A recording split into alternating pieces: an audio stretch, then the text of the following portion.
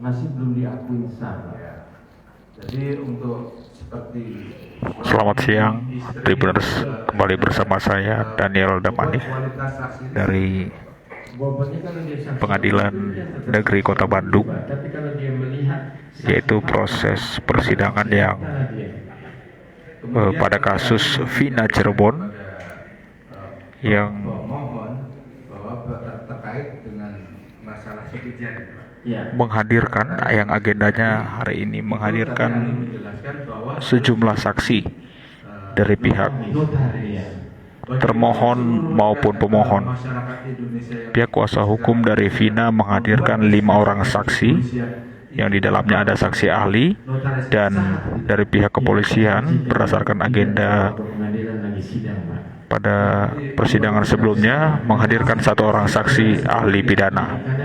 Saat ini proses persidangan masih berlangsung. Seseorang yang sudah lumpuh nggak bisa apa-apa, dia sakit itu. Sedangkan saya dapat kuasa dari dia untuk menggugat suaminya yang selingkuh.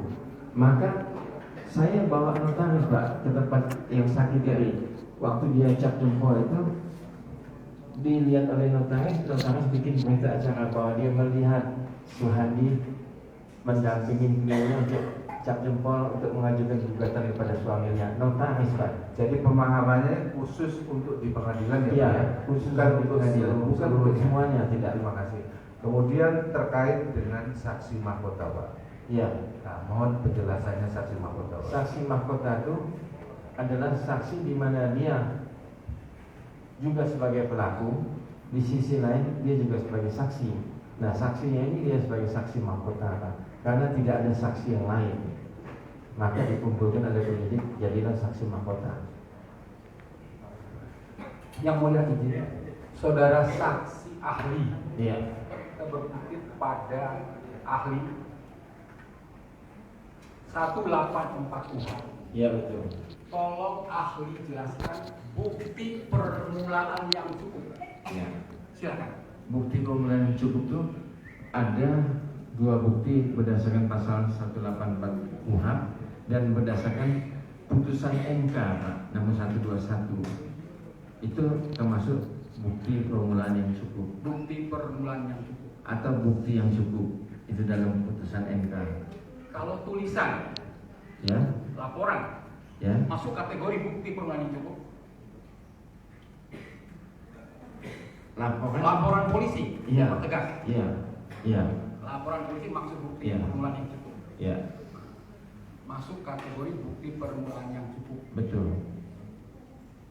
Untuk keterangan laporan polisi bisa dipakai standar penyidik untuk mengungkap suatu tindak pidana. Keterangan saksi. Silakan ya. Jadi untuk keterangan saksi, saksinya mesti di BAP dulu Pak.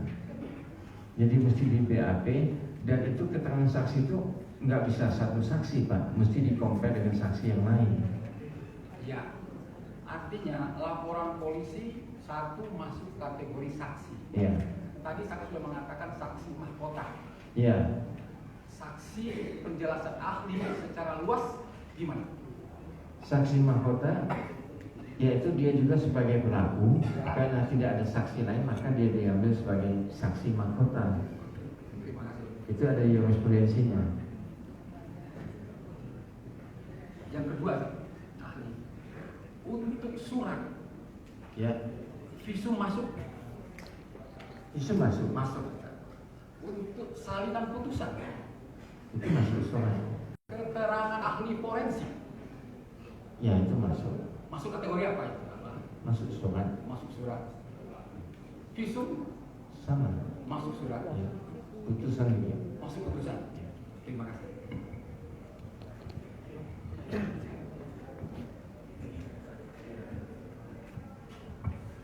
Izin ahli. Ya, silakan. Izin yang mulia melanjutkan. Ahli. Tadi kan ahli mengatakan dalam persidangan ini bahwa materi pra peradilan ya, itu termaktub dalam pasal 1 angka 10 junto pasal 77. yaitu penangkapan, penahanan, SP3, malah juga ada rehabilitasi yang diperluas oleh putusan MK, adanya penetapan tersangka, penyitaan, penggeledahan. Bahkan putusan MK terakhir itu adalah terkait dengan SPDP, betul ya ahli? Nah, yang saya tanyakan ahli untuk pertanyaan penjelasan, mohon penjelasan kepada ahli adalah, apakah pra peradilan itu menguji tentang salah tangkap, salah tahan, atau sah tidaknya penangkapan penahanan? Mohon penjelasannya.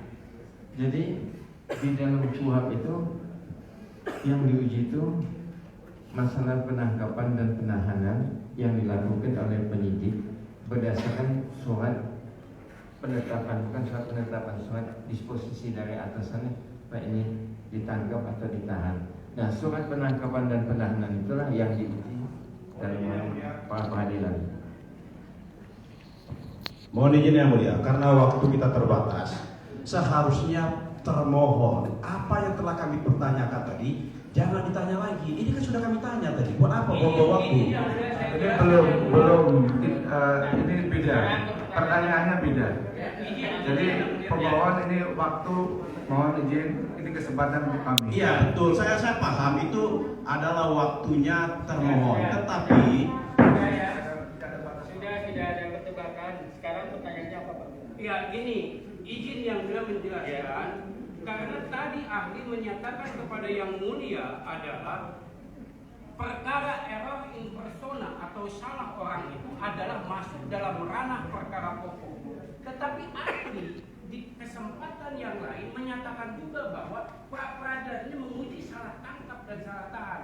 Nah, saya mohon penjelasan kepada ahli, apakah pra peradilan ini menguji tentang salah tangkap, salah tahan, atau sah tidaknya penangkapan penahanan?